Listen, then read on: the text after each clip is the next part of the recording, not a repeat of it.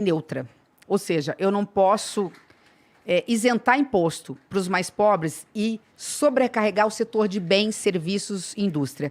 Porque se eu também sobrecarregar a indústria que já paga muito imposto, o comerciante que já paga muito imposto, o prestador de serviços que paga muito imposto, se eu sobrecarregar, isso vem no efeito rebote. Ele vai transferir isso para onde? Para o consumidor. Sim. Ele vai falar, eu não vou pagar esse imposto sozinho, o Igor vai dividir. Aliás, vou jogar tudo para o Igor pagar, tudo para a Simone pagar. Então, a forma de compensar um pouco, não é, acho que é muita coisa, nós não sabemos ainda como é que está, não está fechado, seria aumentar um ou outro tipo de imposto considerado assim supérfluo. Quem pode pagar por um uísque pode pagar um pouquinho mais, R$1 a mais na dose, enfim, ou no litro, sei lá, R$20 a mais um litro, a depender do valor do preço do uísque, que eu não faço a mínima ideia quanto é que tá. Mas, enfim, né? Então, dentro desse aspecto, é nesse sentido. Porque, senão, eu vou acabar sobrecarregando algum setor. É nesse sentido que ela está sendo equilibrada. E essa reforma tributária... Sabia que o Igor ia achar ruim? Você fuma... Não. Eu fumo um vapezinho. Não, mas assim, o que eu acho ruim de verdade... Assim, aumentar imposto. Não, é que assim, falando sério, se eu tiver que pagar mais imposto sei lá, no meu cigarrinho ali, ou na minha bebida, não sei o quê, e a gente conseguir melhorar, porra, no sabonete, no arroz, no feijão, não sei o quê, eu tô 100%. Não fico muito chateado com isso não, pra ser sincero. Essa reforma tributária, você tá falando que ela tá pronta faz uns 2 anos, mas é pronta? Nós estamos discutindo há 2 anos, mas ela já está pronta agora. Pronta porque é o seguinte, era para ser pautada era para ser discutido e votado na CCJ, do Senado, colocou, tirou.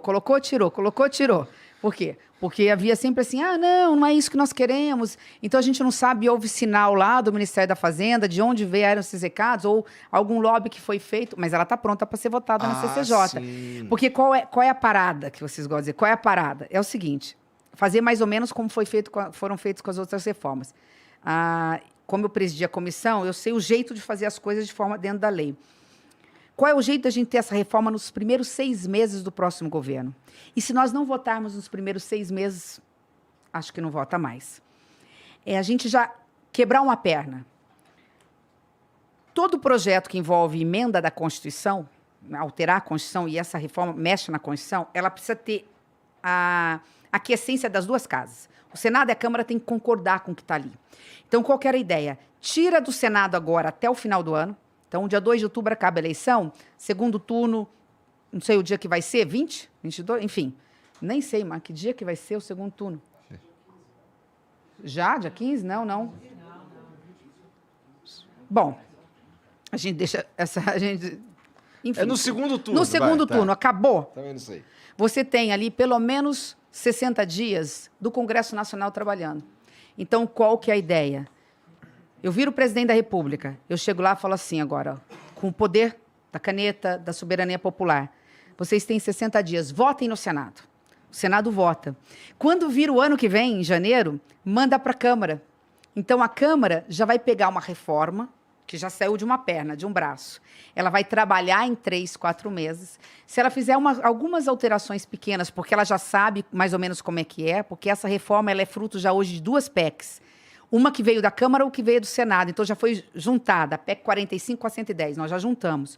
Volta para a Câmara trabalha lá 4 meses, vem para o Senado apenas para falar, não, está tudo bem, vamos ratificar, vamos concordar com as alterações que foram feitas na Câmara, aprova a reforma. Quem articula isso é o presidente. É o presidente, é o governo, ele tem que mostrar que quer. Tá, entendi. Já tão difícil, imagina se o governo não mostrar boa vontade.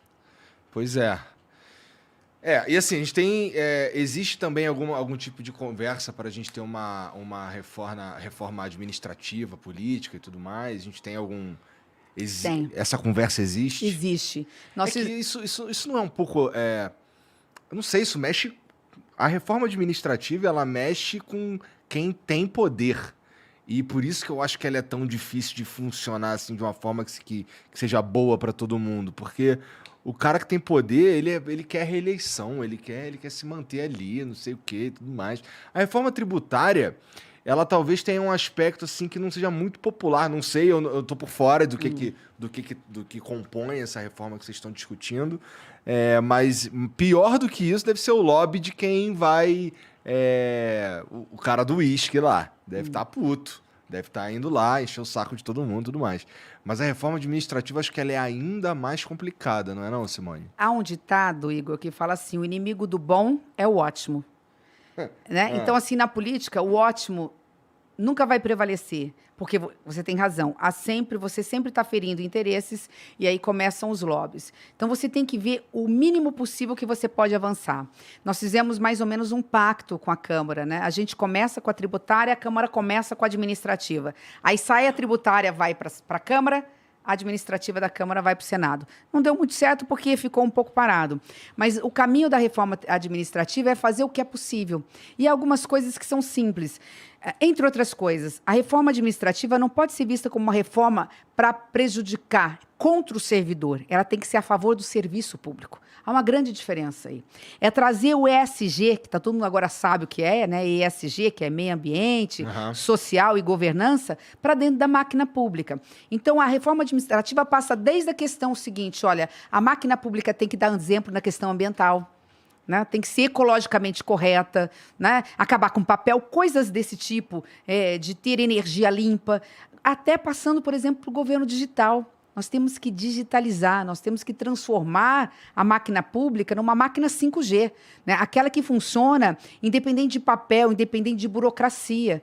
Isso é possível. Você, com um bom programa, você não faz isso da noite para o dia, mas em 2, 3 anos, você automaticamente transformando isso com TI, com inteligência, você vai transformando a máquina numa máquina eficiente, uma máquina rápida, uma máquina... Com maior interação, do próprio povo, né? Vamos dar um exemplo simples? Telemedicina.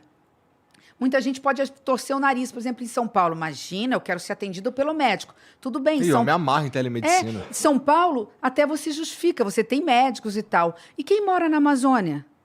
E quem mora lá no sertão do Nordeste? Que não